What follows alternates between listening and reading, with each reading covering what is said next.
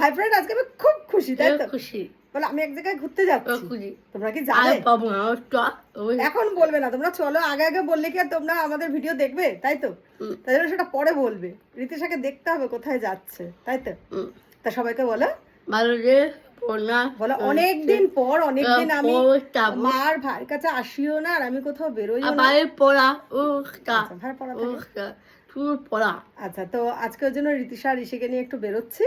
তো কোথায় যাচ্ছি সেটা পরে পরে শেয়ার করবো।